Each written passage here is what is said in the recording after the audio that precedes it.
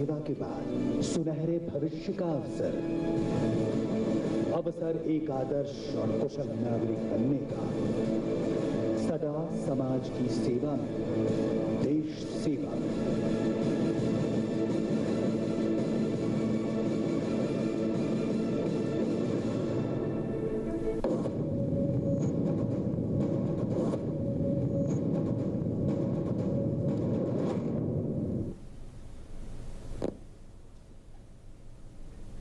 Need और necessity के आधार पर इनटेक एंड रिटेंशन की प्रक्रिया को नया रूप दिया है। वाई?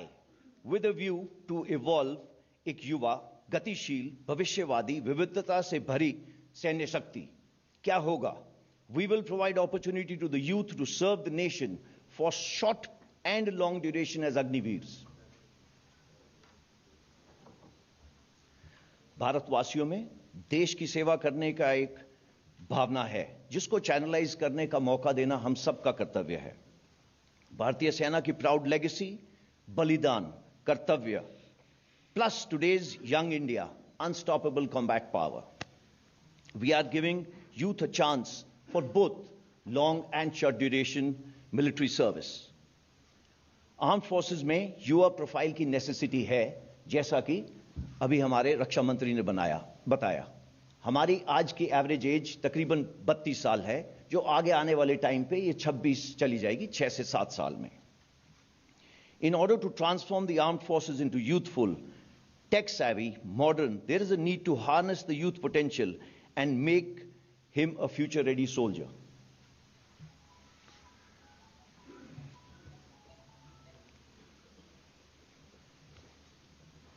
अग्निवीर इस फ्यूचर रेडी सोल्जर का हिस्सा होगा। अग्निवीर भारत का युवा रक्षक होगा। हमारे साथ 4 साल रहने के बाद एक अग्निवीर का रिज्यूमे और बायोडाटा बिल्कुल यूनिक होगा। He will stand out in the crowd with his attitude, tour, skills and the time he would have spent with us. इस स्कीम के कुछ एडवांटेजेस तो बहुत हैं, बट मैं सिर्फ कुछ इसके बारे में आपको बताऊंगा। पहली चीज, ये एक बहुत ही ट्रांसफॉर्मेटिव रिफॉर्म है। इसके अंदर आर्म्ड फोर्सेस की यूथफुल प्रोफाइल यंगर होगी, फिटर होगी, डाइवर्स होगी, they will be more trainable, and in the changing times of technology absorption, they'll be ready because they'll be more adept to take these technology in their stride. There'll be an optimal balance of youth and experience, that is million of josh and hosh. Coming to Agniveers, एक सुनहरा मौका देश की सेवा करने का through the armed forces. They will imbibe camaraderie, team building, mental robustness, physically fit, forged under fire like the best steel, over the years will result in a confident and better individual. There's a very good financial package for which the details I will tell you slightly later. As for the nation is concerned, there'll be availability of disciplined and skilled youth with military ethos and for the civil society, which will add to the nation building. ये काम करने से पहले हमने कुछ जो world की अलग-अलग कंट्रीज हैं उनकी स्टडी करी। उसके अंदर हमने ये देखा कि सिर्फ जो बेस्ट प्रैक्टिसेस हैं उनको आपके सामने मैं पेश कर रहा हूं। पहला, वॉलंटियर सिस्टम है ज्यादातर देशों में। इनरोलमेंट की जो सिस्टम है वो मल्टीपल एंट्रीज हैं, एक रेगुलर, दूसरा कॉन्ट्रैक्चुअल, तीसरा conscript. Enrolment ages 17 years and above. Training duration 10 हफ्ते से लेकर 6 महीने तक। All the countries have tried to incentivise the soldiers oblique agniveers which they have on exiting. How?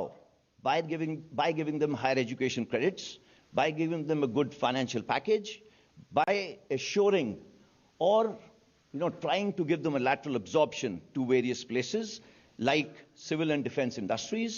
Also, there are bridging courses which are being given on exit. However, Indian problems require Indian solutions. None of these countries have the demographic dividend which we are blessed with.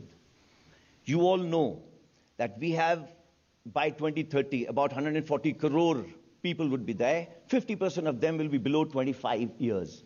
This demographic dividend needs to be reflective in the armed forces. Youthful profile, as the Raksha Mantri just spoke of, Yuva is known by Josh, Jazba, Junoon. This, when led by good leadership, will result in higher risk-taking capability, which is part of our lexicon and DNA. एक युवा भारग्रस्त नहीं होगा. He'll be more available because he's younger. He will be fitter and more healthier, and his time on target with us will be more. Based on broad basing the recruitment, we shall endeavor to select the best. The present age, as I told you, 32 years, 6 to 7 years, we should be down to 24 to 26. Now let us see how the model looks like. Model is based on all India merit-based selection process. We are looking at the best to serve the armed forces between the ages of 17.5 to 21 years. Once selected, Agniveers will serve for 4 years with us. On completion of 4 years, Agniveers will get an opportunity to apply voluntarily for regular cadre. On completion of 4 years, Agniveers will get an opportunity to apply voluntarily for regular cadre. Based on merit, organizational requirement, up to 25% shall be selected from that batch.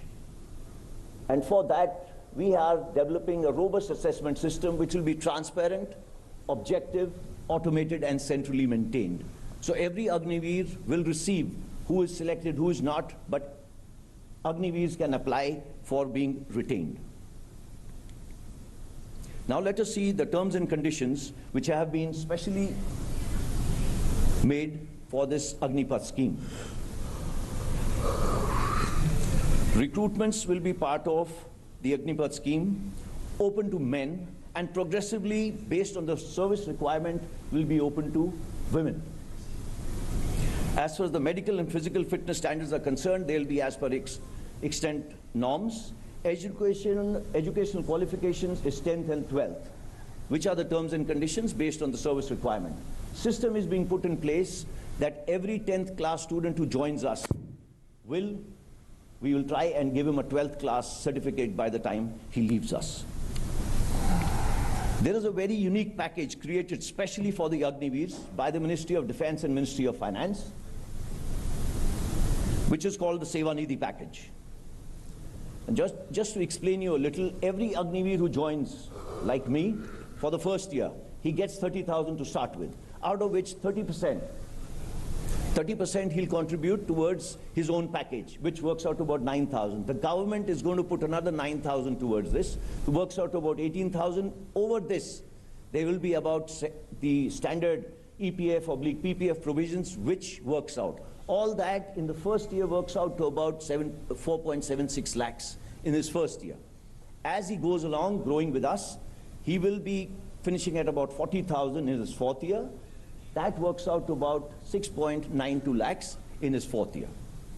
The same is applicable to him. The main thing, everything is income tax exempt.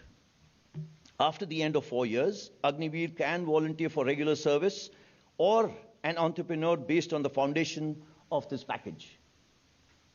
This is what he's getting when he's exiting. This is not his pay. This is what he will save and get. Out of this, his own money is 5.02 lakhs. Rest is the government/interest component. देश की रक्षा करते वक्त अगर किसी अग्निवीर ने सर्वोच्च बलिदान दिया तो वो डिसेबल हुआ, उसके लिए प्रावधान स्कीम में करा गया है. There's a non-contributory insurance being kept for every Agniveer, which will work out to about 1 crore, plus he will get his full pay for the unserved portion. Just in case he gets disabled anytime during his 4-year tenure, we have made schemes for that also. Of course, along with this, there will be full pay for the unserved portion and Seva Nidhi package as on date with interest. ये scheme यहां खत्म नहीं होती.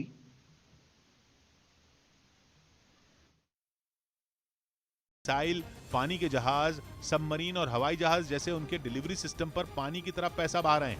इस बीच Singapore में हुए एक security summit में चीन ने अपने तीखे तेवर दिखाकर यह बिल्कुल साफ कर दिया कि वो ताइवान पर हमला तो करके रहेगा.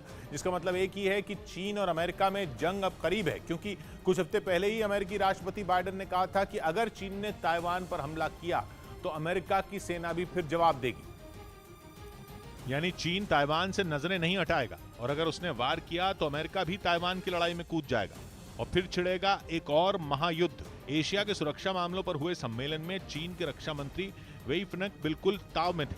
उन्होंने दो टूक कहा कि सबसे पहली बात तो ये कि ताइवान चीन का ताइवान है और अगर किसी ने ताइवान को चीन से अलग करने की जुर्रत की तो हम लड़ने से बिल्कुल भी नहीं हिचकिचाएंगे। हम हर कीमत पर लड़ेंगे और आखिर तक लड़ेंगे। चीन के पास बस यही एक विकल्प है।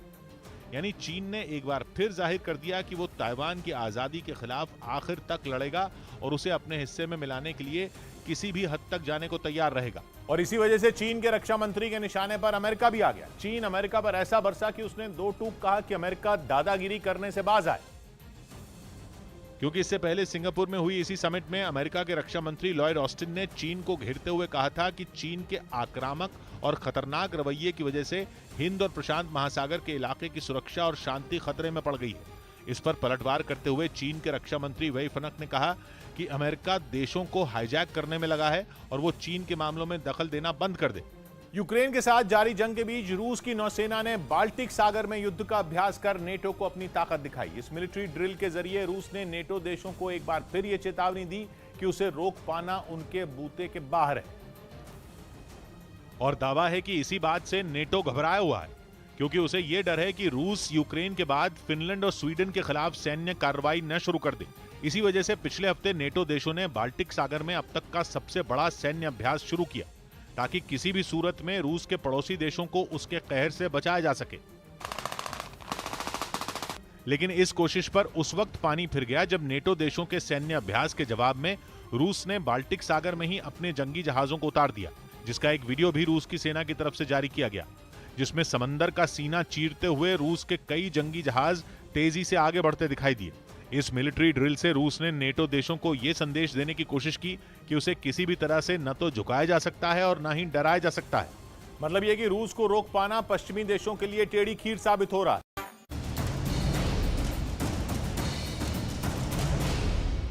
Of leadership, patriotism, determination, discipline, maturity, courage, camaraderie, orderliness, and a sense of time management. The scheme also allows the efforts to assess both the attitude and the aptitude of the young people who join as Agniveers and prepare them for further specialized training in aviation and non-aviation skills required by the Air Force should they opt to join as regular air warriors. This will not only contribute effectively in upskilling of the youth of the country, but it also ensures right training at the right time is imparted. Lastly, the Indian Air Force shall be imparting a wide range of training and exposure to the Agniveers in aviation, weapons and sophisticated defence system की ताकत को भी परखा जा रहा है। असल में यूक्रेन युद्ध में नेटो के देश भले ही सीधे तौर पर शामिल न हो, लेकिन हर बार उनका शक्ति प्रदर्शन रूस की दहलीज पर ही होता है, जैसे वो पुतिन को इशारों में चेतावनी दे रहे हो, ताकि रूस नेटो के सदस्य देशों पर हमला करने से पहले 100 बार सोचे।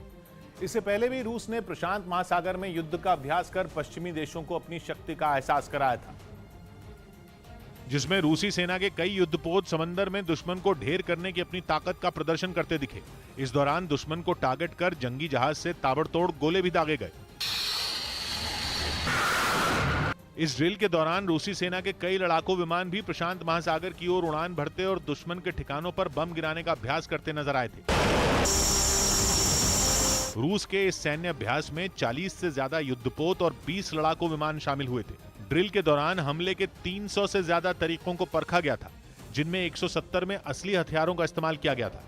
खबर है कि तुर्की में रह रहे इजराइल के लोग ईरान के निशाने पर हैं, जिसके बाद इजराइल ने अपने सभी नागरिकों के लिए तुरंत तुर्की छोड़ने का अलर्ट जारी कर दिया। असल में ईरान के परमाणु कार्यक्रम को लेकर दोनों देशों के बीच जारी तनाव जो है वो चरम पर है। और दोनों देशों के बीच जारी तनातनी तब और बढ़ गई थी जब पिछले दिनों ईरान के वैज्ञानिक अयूब इंतजारी की संदिग्ध हालात में मौत हो गई थी। ईरान ने इजराइल की खुफिया एजेंसी मोसाद पर उनकी हत्या का आरोप लगाया था। ईरान सरकार के मुताबिक इजराइल ने साजिश के तहत अयूब इंतजारी को एक पार्टी के दौरान खाने में जहर दिया था, जिससे उनकी मौत हो गई थी। इस घटना से पहले ईरान के टॉप कमांडर कर्नल सैयद खुदाई की भी हत्या कर दी गई थी। उसका आरोप भी ईरान ने इजराइल पर लगाया था और इसका बदला लेने के लिए उसने इजराइल की अलग अलग एजेंसियों से जुड़े 5 बड़े नामों की हिट लिस्ट भी जारी की थी। लेकिन इजरायल की मीडिया ने दावा किया कि इजरायल के बड़े अधिकारियों तक पहुंचने में नाकाम रहने पर ईरान को अपना प्लान बदलना पड़ा। और दावा है कि अब उसने घूमने के लिए तुर्की पहुंचे इजरायल के नागरिकों पर नजरें गड़ा दी हैं। दावा तो यह भी है कि कुछ दिन पहले ईरान की एजेंसियों ने इस्तांबुल में इजरायल के कुछ पर्यटकों को अगवा करने की कोशिश भी की। हालांकि इजरायल ने तुर्की के साथ मिलकर इसे नाकाम कर दिया और अब इजरायल सरकार ने तुर्की में मौजूद अपने सभी नागरिकों से तुरंत देश लौटने को कह दिया। लेकिन ईरान की इस हरकत ने दोनों देशों के बीच जारी तकरार को और बढ़ा दिया, जो कि ईरान के परमाणु कार्यक्रम की वजह से पहले ही युद्ध के कगार पर पहुंच चुकी है। और इसकी बड़ी वजह बनी थी पिछले दिनों आई IAEA यानी इंटरनेशनल एटॉमिक एनर्जी एजेंसी की वो रिपोर्ट, जिसमें यह दावा किया गया था कि ईरान परमाणु बम बनाने के काफी करीब पहुंच चुका है, जिसे इजरायल ने अपने लिए बड़ा खतरा माना।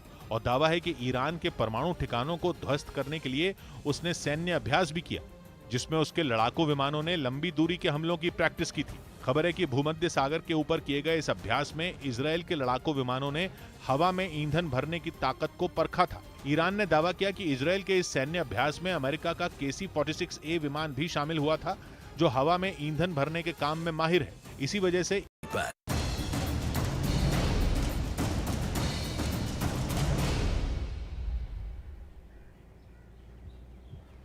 नमस्कार, न्यूज 18 इंडिया देख रहे हैं आप। आपके साथ मैं हूं रश्मि शर्मा। इस वक्त की बड़ी खबर, इस वक्त की देश की सबसे बड़ी खबर है। युवाओं के लिए बहुत बड़ी खुशखबरी है, खास तौर पर उन युवाओं के लिए जो देश की सेवा करना चाहते हैं, जो फौज में शामिल होना चाहते हैं, जो सेना में शामिल होना चाहते हैं। जी हां, सरकार की तरफ से कर दिया गया है बड़ा ऐलान।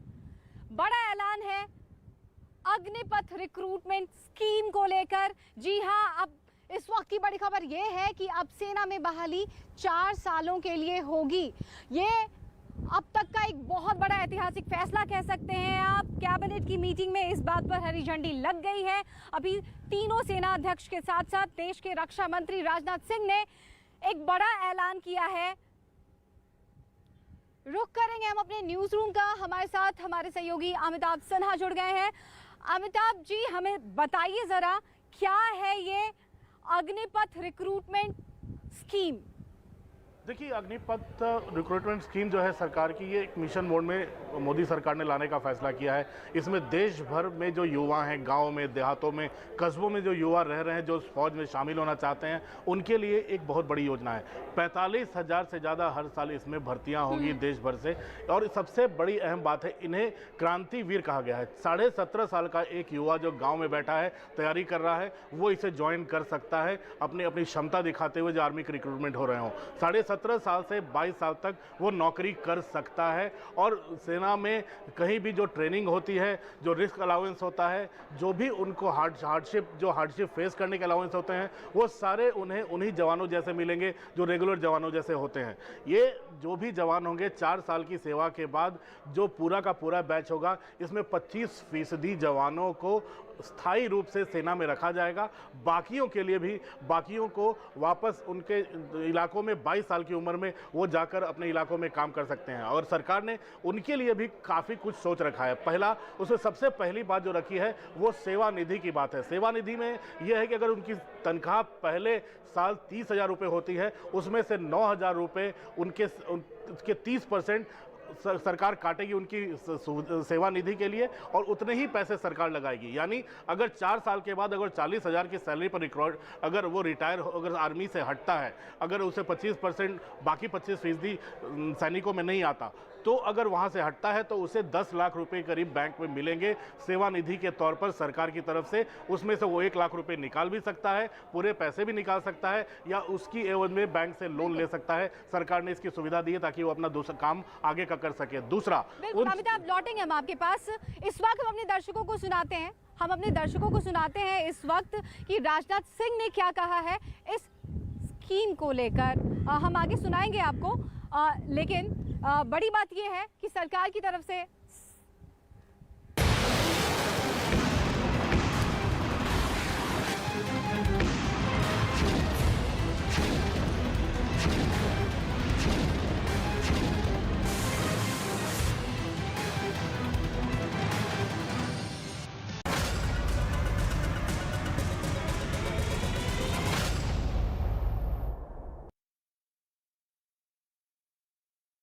यूरोप के इतिहास की सबसे भीषण जंग किस तरह से जारी है वो अब आपको बताने जा रहे हैं। महायुद्ध के महाशैतान, जी हाँ, महाशैतान हम क्यों कह रहे हैं वो आपको बता रहे हैं। दरअसल यूक्रेन में युद्ध के 111वें दिन पुतिन के हमले पहले से भी ज्यादा खतरनाक हो चुके हैं। पुतिन की फौज इस वक्त यूक्रेन को पूरी तरह रौंदने के लिए ऑपरेशन चला रही है। आज हमारे पास डॉनबास में रूस की मिलिट्री ऑपरेशन का बहुत ही दिल दहला देने वाला वीडियो है।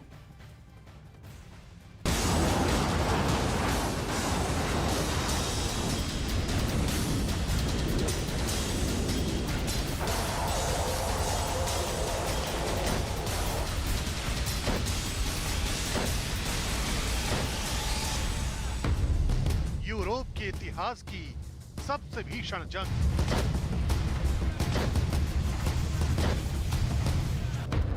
डॉनबास पर कब्जे की बेरहम साजिश।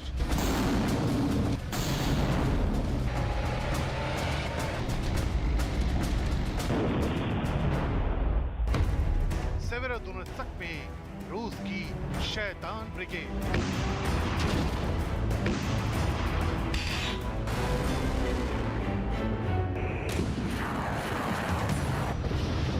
यूक्रेन के शहरों पर कब्जे की होड़ में रूसी सेना लगातार कोहराम मचा रही है।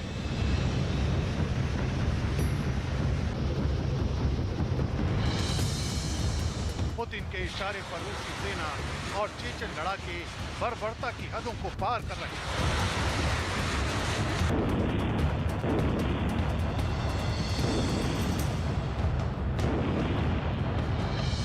आलम ये हो चुका है कि सेवेरोडोनेत्स्क जैसे शहर में रूस की शैतान ब्रिगेड मारियुपोल जैसी तबाही मचा रही है। लुहांस्क के शहर पर रूसी सेना इसलिए कब्जा जमाना चाहती है क्योंकि इस शहर के कब्जे में आते ही डॉनबास पर कंट्रोल का रास्ता भी साफ हो जाएगा।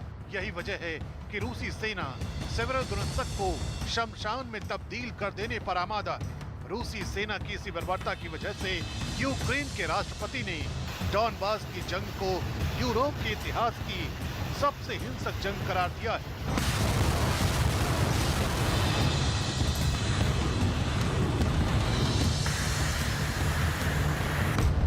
सेवेरोडोनेत्स्क में युद्ध लगातार भीषण होता जा रहा है। मिलिट्री के इतिहास में डॉनबास की जंग को यूरोप की सबसे हिंसक जंग माना जाएगा।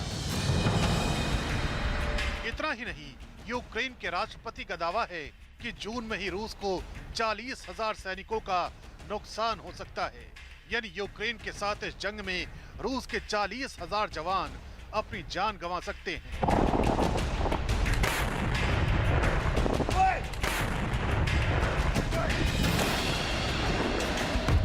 रूसी सेना डॉनबास में रिजर्व सैनिकों को तैनात करने की कोशिश कर रही है, लेकिन वे अभी किस रिजर्व की बात कर सकते हैं। जून में रूसी नुकसान 40,000 सैनिकों से ज्यादा हो सकता है।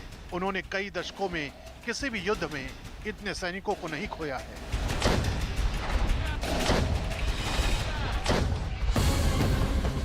उधर रूसी सेना डॉनबास की जंग को जीतने के लिए किसी भी हद तक जाने को तैयार है।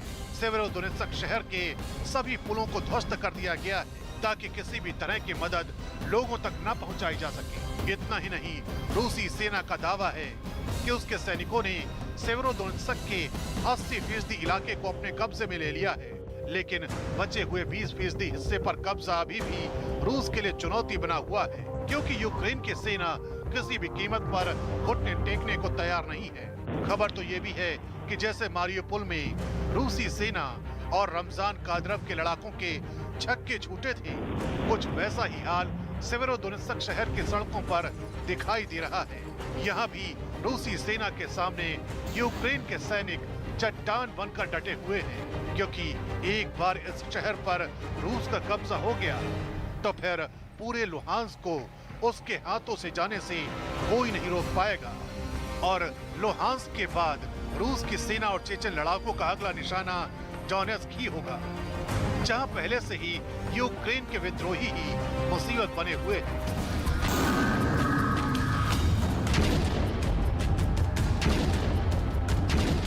और इस 3 तरफा हमले से पार पाना यूक्रेन के सैनिकों के लिए आसान नहीं होगा, क्योंकि मारियुपोल को भी शिकंजे में लेने के लिए तीनों ने मिलकर यूक्रेन के सेना को घुटने टेकने के लिए मजबूर किया था। हालांकि डोनेट्स्क के गवर्नर का दावा है कि यूक्रेन के सैनिक अपनी आखिरी सांस तक जंग में खड़े रहेंगे। उन्होंने ये भी दावा किया कि यूक्रेन के सैनिकों के भीषण हमले के बाद डोनेट्स्क के कई हिस्सों में रूस के सैनिकों, विद्रोहियों और चेचन लड़ाकों को पीछे हटना पड़ा है। लेकिन सवाल यही है कि आखिर कब तक यूक्रेन की सेना सेवेरोडोनेत्स्क जैसे शहर और दूसरे इलाकों को पुतिन के शैतान ब्रिगेड से बचा पाएगी।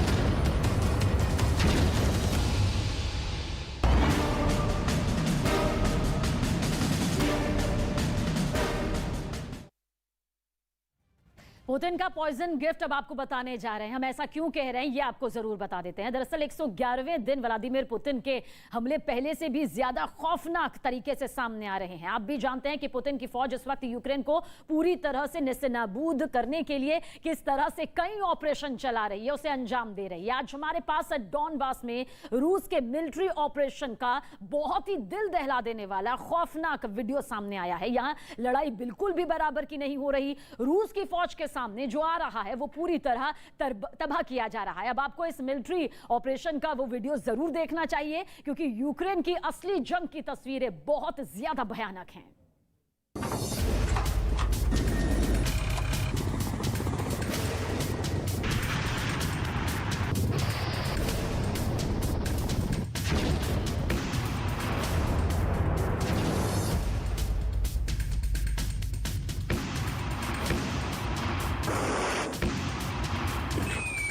पहली मिसाइल, दूसरी मिसाइल, तीसरी मिसाइल। ये रूसी युद्ध पोत से निकली हुई 3 मिसाइलें, जिनके हमले ने यूक्रेन ही नहीं अमेरिका और यूरोप के देशों को भी मुश्किल में डाल दिया है। आखिर क्या है इन 3 मिसाइलों से की गई तबाही की कहानी?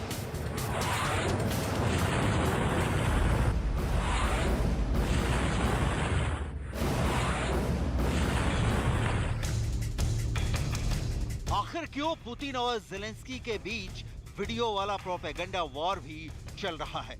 एक तरफ है ज़ेलेंस्की, जिन्होंने पुतिन को शर्मिंदा करने के लिए एक खास तरह की नुमाइश लगाई है, और दूसरी तरफ है पुतिन, जिन्होंने ज़ेलेंस्की के पुराने क्राइमिया वाले घाव को फिर ताजा कर दिया है।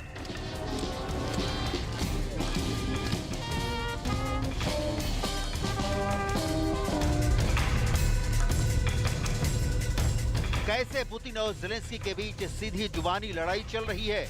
एक तरफ पुतिन रूस की ताकत पर सीधा बयान देते हैं, और दूसरी तरफ ज़ेलेंस्की फौरन रूस के राष्ट्रपति पर करारा प्रहार करने में भी नहीं चूकते हैं। यानी वार पलटवार में ज्यादा देर नहीं लग रही है। Звичайно, російська держава в такому стані, що в экономическом развитии, в создании мощных, непобедимых армий и флотов. ключова тактична мета окупантів не змінилась. В этом году мы отмечаем 350-летие со дня его рождения. और सबसे बड़ा सवाल यूक्रेन के पूर्वी हिस्से में मौजूद सेवेरोडोनेत्स्क में आखिर कैसा खतरनाक युद्ध चल रहा है, जिसकी पूरी दुनिया में चर्चा हो रही है।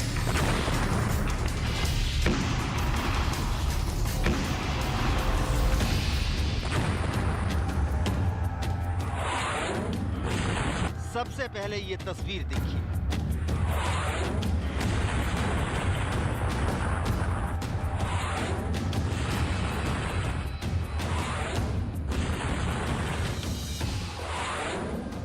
ये रूस की खतरनाक कैलिब्र मिसाइल है, जिसने यूक्रेन के अंदर मौजूद हथियारों के पूरे गोदाम को तबाह कर दिया है।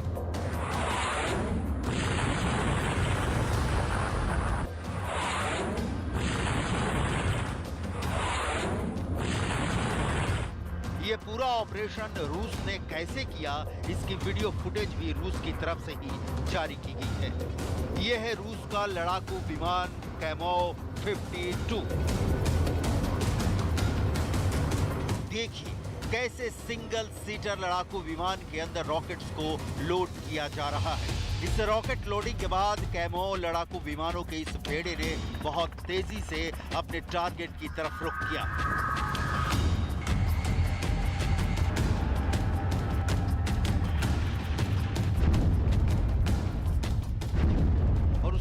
क्या हुआ ये तस्वीरें देखिए। रूसी पायलटों ने गोदाम को टारगेट पर लिया और कैसे धमाके के साथ टारगेट को ध्वस्त कर दिया गया। एक के बाद एक कई रॉकेट हमलों से यूक्रेन की कमर तोड़ दी गई। जिन रॉकेट्स को लोड किया गया था वो कहर बनकर यूक्रेन पर टूटने लगे।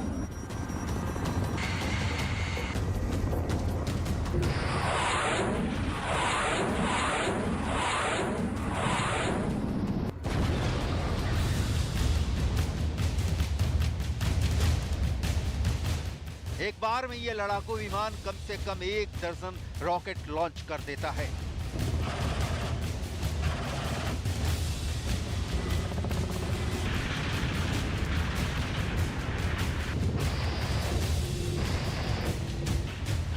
mm के इन खतरनाक रॉकेट्स ने यूक्रेन को बहुत बड़े घाव दिए हैं।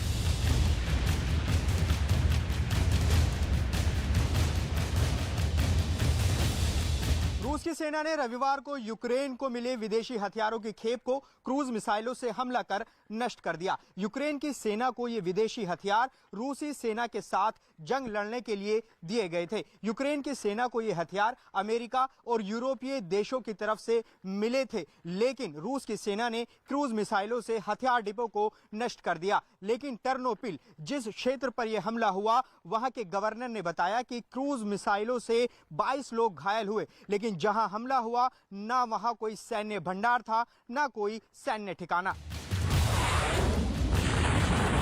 रूस ने काला सागर से कैलिबर मिसाइलों को दाग कर यूक्रेन को जो घाव दिए हैं, उसका दर्द ज़ेलेंस्की भी महसूस कर रहे हैं। Сьогодні вже 109-й день повномасштабної війни, але далеко не 109-й день, коли ми говоримо партнерам дуже просту річ. Україні потрібні системи сучасної протиракетної оборони. Постачання таких систем було можливим і цьогоріч, і минулого року, і ще раніше, якщо чесно. Чи отримали ми їх? Ні. Чи потрібні вони нам? Так. Набралося вже 2606 ствердних відповідей на це запитання у вигляді різних російських крилатих ракет, які ударили по українським містам. रूस ने आखिर क्रूज मिसाइल से यह हमला क्यों किया? पूर्वी यूक्रेन में सेवेरोडोनेत्स्क नाम का एक शहर है और इस पर कब्जा करने के लिए यूक्रेन और रूस के बीच बहुत भयंकर जंग चल रही है।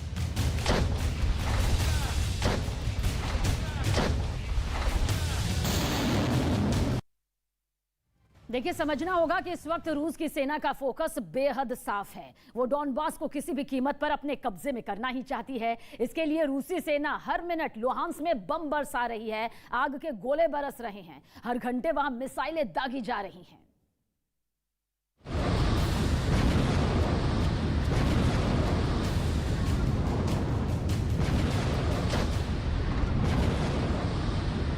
सेवेरोडोनेत्स्क लुहांस्क क्षेत्र का अंतिम प्रमुख शहर है। साल 1950 के दशक में सेवेरोडोनेत्स्क नदी की वजह से इस शहर का नाम सेवेरोडोनेत्स्क पड़ गया था। रूस के समर्थन में सबसे पहले अलगाववाद इसी शहर से शुरू हुआ था।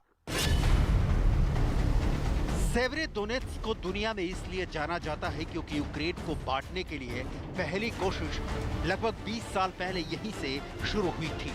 28 नवंबर 2004 को रूस समर्थित नेताओं ने यहां पर कार्यक्रम किया और रूस समर्थित पार्टी ने इसे स्वतंत्र घोषित करने की धमकी दी।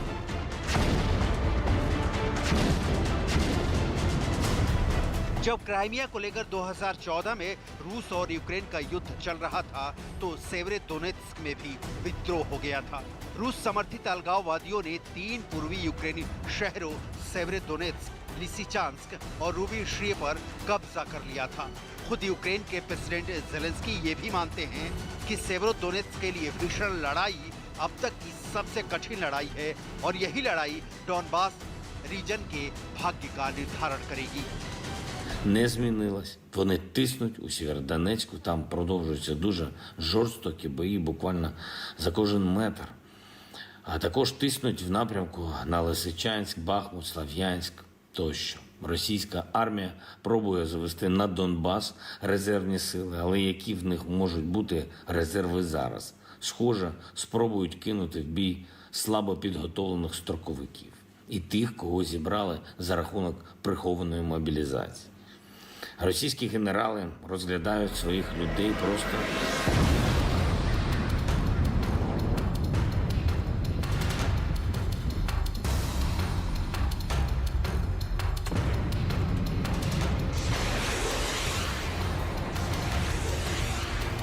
रूस की सेना ने मारियोपोल पर नियंत्रण स्थापित कर लिया है और अब यूक्रेन के लोगों को ये डर सता रहा है कि सेवेरोदोनेत्स्क में भी कहीं मारियोपोल जैसी घेराबंदी ना हो जाए।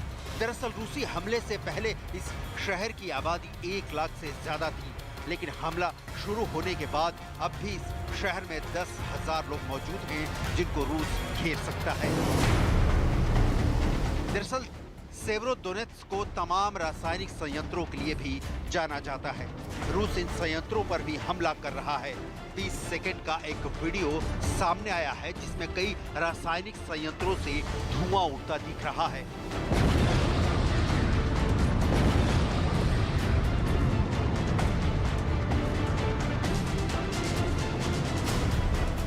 दरअसल दावा ये किया जा रहा है कि इन संयंत्रों में भी यूक्रेन के लड़ाके और आम लोग छुपे हुए हैं और सेवेरोदोनेत्स्क को जीतने के बाद रूस यहां भी मारियोपोल के अज़ोव स्टील प्लांट जैसी संकटपूर्ण स्थिति पैदा कर सकता है।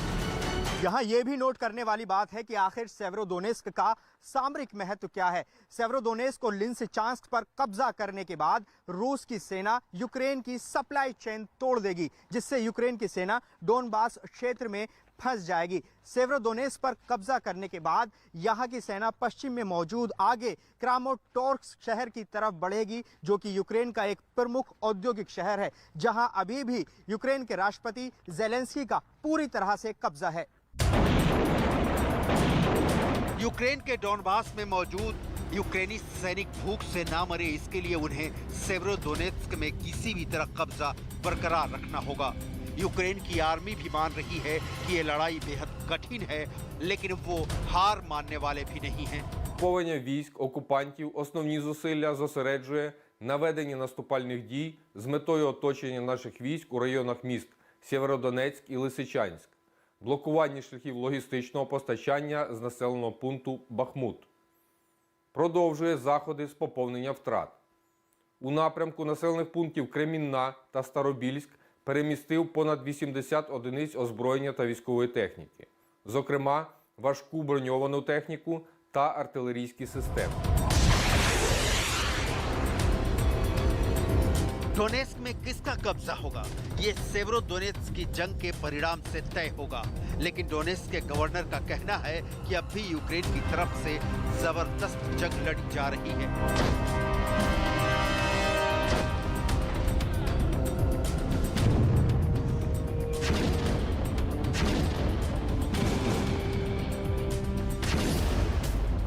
लेकिन मुश्किल ये है कि पूर्वी यूक्रेन में अब यूक्रेन के पास हथियार खत्म हो रहे हैं। वैसे यूक्रेन के इस इलाके में ज़ेलेंस्की की आर्मी 8 सालों से रूस समर्थित अलगाववादियों के खिलाफ जंग लड़ रही है, लेकिन अब रूस के सीधे हमले ने हालात पलट दिए हैं। अब डोनेत्स्क के गवर्नर पावलो किरिलेंको ने कहा है कि यूक्रेन की आर्मी को भारी तोपखानों और उपकरणों की जल्द से जल्द डिलीवरी चाहिए। यूरोप को अपना वादा निभाना होगा, तभी वो रूस के खिलाफ जंग जीत सकेंगे। यूक्रेन एक इंच जमीन बचाने की जंग लड़ रहा है। Просто вважаю, я впевнений в цьому, що та кількість озброєння, яка необхідна Україною, її перелік чіткий, наданий від важкої артилерії, важкої броньованої техніки, авіації і систем протиповітряної оборони, і систем протитанкового ураження.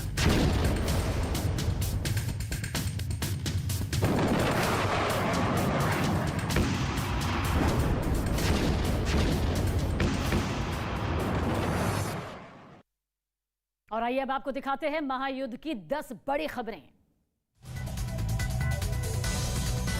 यूक्रेन के डोनेत्स्क में रूस ने हमला किया। इस हमले में एक अस्पताल पूरी तरह से तबाह। डोनेत्स्क के एक बाजार में रूस ने रॉकेट से हमला किया। इस हमले में 3 लोगों की जान गई। हमले में 18 लोगों के जख्मी होने की भी खबर। खार्किव में यूक्रेन ने रूस की सेना के ठिकानों पर हमला किया। हमले में रूस के सैन्य वाहन क्षतिग्रस्त। डॉनबास पर यूक्रेन ने बड़ा दावा किया। यूक्रेन का दावा, उसने डॉनबास के 3 गांव को रूस के कब्जे से आजाद कराया।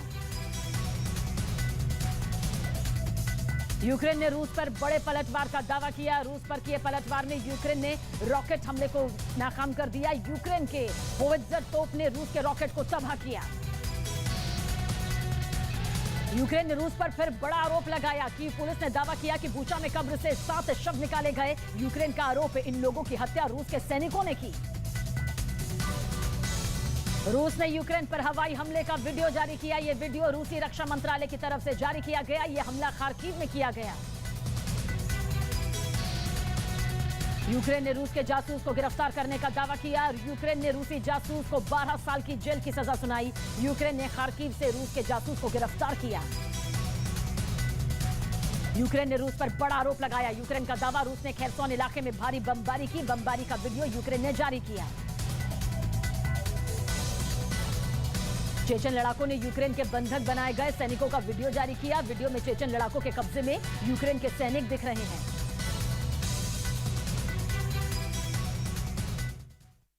भारत की बड़ी financial subscription service money control pro special offer के साथ अपनी तीसरी वर्षगांठ मना रही है। रोजाना सिर्फ ₹1 में मनी कंट्रोल प्रो सब्सक्राइब करें और ₹1 लाख से ज्यादा के ऑफर्स पाएं।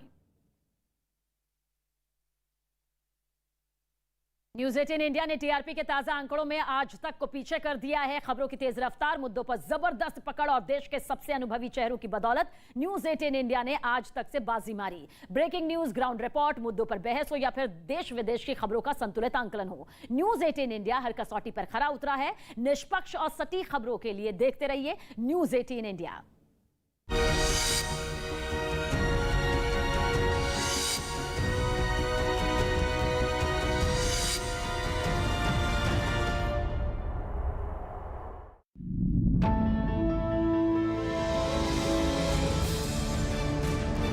No one is complaining if the MLAs are having a good time chilling by the pool. Let them do it out of their own money. Dr. Ambedkar, why is everything a threat that comes from the AIMIM? What does a gain under its influence to go to the extent of killing his parents? Mr. Vikraman, there is a complaint against you. What will be your first reaction? Israel सरकार ने तुर्की में मौजूद अपने सभी नागरिकों से तुरंत देश लौटने को कह दिया। लेकिन ईरान की इस हरकत ने दोनों देशों के बीच जारी तकरार को और बढ़ा दिया, जो कि ईरान के परमाणु कार्यक्रम की वजह से पहले ही युद्ध के कगार पर पहुंच चुकी है। और इसकी बड़ी वजह बनी थी पिछले दिनों आई IAEA यानी इंटरनेशनल एटॉमिक एनर्जी एजेंसी की वो रिपोर्ट, जिसमें यह दावा किया गया था कि ईरान परमाणु बम बनाने के काफी करीब पहुंच चुका है, जिसे इजराइल ने अपने लिए बड़ा खतरा माना। और दावा है कि ईरान के परमाणु ठिकानों को ध्वस्त करने के लिए उसने सैन्य अभ्यास भी किया, जिसमें उसके लड़ाकू विमानों ने लंबी दूरी के हमलों की प्रैक्टिस की थी। खबर है कि भूमध्य सागर के ऊपर किए गए इस अभ्यास में इजराइल के लड़ाकू विमानों ने हवा में ईंधन भरने की ताकत को परखा था। ईरान ने दावा किया कि इजराइल के इस सैन्य अभ्यास में अमेरिका का KC-46A विमान भी शामिल हुआ था, जो हवा में ईंधन भरने के काम में माहिर है। इसी वजह से ईरान और बौखला गया। रूस और यूक्रेन के बीच छिड़ी जंग को करीब 4.5 महीने हो गए। रूस ने यूक्रेन को घुटनों पर लाने के लिए अब अपनी पूरी ताकत पूर्वी इलाके डॉनबास में झोंक दी। रूसी सेना और चेचन लड़ाके वहां के विद्रोहियों के साथ मिलकर लुहांस्क और डोनेस्क में कहर बरपा रहे हैं। रूस की नजर सबसे पहले लुहांस्क के सेवेरोडोनेस्क शहर पर है, क्योंकि सेवेरोडोनेस्क कब्जे में आते ही डॉनबास पर कंट्रोल का रास्ता साफ हो जाएगा। इसके लिए रूस के सैनिक और चेचन लड़ाके मिलकर करीब 2 हफ्तों से शहर पर कब्जे की कोशिश कर रहे हैं। लेकिन सेवेरोडोनेस्क में भी उनका हाल ठीक मारियोपोल की तरह ही होता दिखाई दे रहा है। वही मारियोपोल जिस पर कब्जा जमाने में रूसी सेना और चेचन लड़ाकों को 3 महीने से ज्यादा वक्त लगा था। जंग की शुरुआत से ही भीषण हमले बोलने के बावजूद मारियोपोल पर पूरा कंट्रोल करने में रूस के सैनिकों और रमजान कादिरव के लड़ाकों के पसीने छूट गए थे। और अब उनका वैसा ही हाल सेवेरोडोनेस्क में भी दिखाई पड़ रहा है। यूक्रेन के पूर्वी हिस्से के लुहांस्क प्रांत के इस सबसे अहम शहर पर कंट्रोल करने की लड़ाई भी लंबी खिंचती जा रही है, क्योंकि सेवेरोडोनेस्क में यूक्रेन के सैनिक हथियार डालने को तैयार नहीं हो रहे। हालांकि रूस दावा कर रहा है कि उसने सेवेरोडोनेस्क शहर के करीब 80% हिस्से पर कब्जा कर लिया, लेकिन बाकी बचे 20% हिस्से पर अधिकार जमाना ही उसके लिए सिरदर्द साबित हो रहा है। पुतिन की सेना और चेचन कमांडर रमजान कादिरोव के लड़ाके शहर पर पूरी तरह कंट्रोल करने के लिए भीषण हमले बोल रहे हैं। सेवेरोडोनेस्क के कई हिस्सों में आमने सामने की जंग और भी तेज हो गई है, लेकिन जेलेंस्की के सैनिक घुटने टेकने को तैयार नहीं दिखाई दे रहे। यूक्रेन की तरफ से जारी किए गए एक वीडियो में उसके सैनिक रूसी सेना पर भारी गोलीबारी करते नजर आए। एक कमरे में छिपकर यूक्रेन का एक सैनिक जोरदार फायरिंग करता दिखाई दिया। इसके कुछ देर बाद ही एक दूसरे सैनिक ने भी सामने की तरफ निशाना लगाकर अपनी राइफल से ताबड़तोड़ गोलियां बरसा दी। इस बीच सामने की तरफ से रूस के सैनिक और चेचन लड़ाकों ने भी बमों और गोलियों से हमला बोल दिया, जिसके बाद यूक्रेन के सैनिक उस जगह से तेजी से निकले जहां वो छिपे हुए थे। दीवार की आड़ लेकर उन्होंने एक दूसरी जगह पर मोर्चा संभाल लिया और वहां छिपकर भी यूक्रेन के सैनिकों ने रूसी सेना और चेचन लड़ाकों पर हमला जारी रखा। जेलेंस्की की सेना किसी भी कीमत पर सेवेरोडोनेस्क को रूस के पंजे में जाने नहीं देना चाहती, क्योंकि एक बार इस शहर पर रूस का कब्जा हो गया तो फिर पूरे लुहांस्क को उसके हाथों से जाने से कोई नहीं रोक पाएगा। और लुहांस्क के बाद रूस की सेना और चेचन लड़ाकों का अगला निशाना डोनेस्क ही होगा, जहां पहले से ही यूक्रेन के विद्रोही मुसीबत बने हुए हैं। ऐसे में यूक्रेन के विद्रोहियों को जैसे ही रूसी सेना और चेचन लड़ाकों का साथ मिलेगा, उनकी ताकत कई गुना बढ़ जाएगी। और ऐसे ट्रिपल अटैक से पार पाना यूक्रेन के सैनिकों के लिए आसान नहीं होगा, क्योंकि मारियोपोल को भी पंजे में लेने के लिए तीनों ने मिलकर यूक्रेन की सेना को घुटने टेकने के लिए मजबूर कर दिया था। हालांकि डोनेस्क के गवर्नर का दावा है कि यूक्रेन के सैनिक अपनी आखिरी सांस तक जंग में खड़े रहेंगे।